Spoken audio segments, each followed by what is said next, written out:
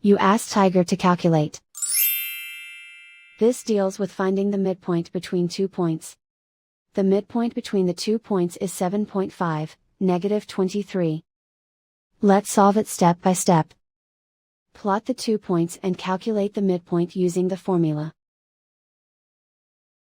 The coordinates of point 1 are, x1 equals 28, y1 equals -75.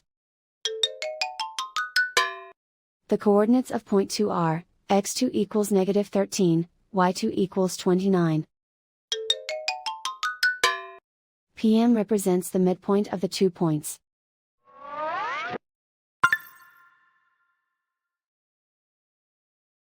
Use the x values in the midpoint formula to find the midpoints x.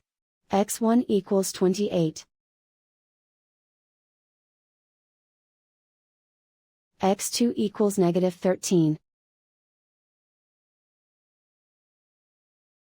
Simplify the arithmetic.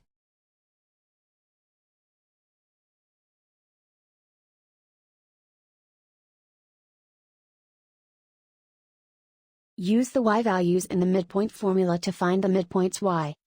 y1 equals -75. y2 equals 29. Simplify the arithmetic.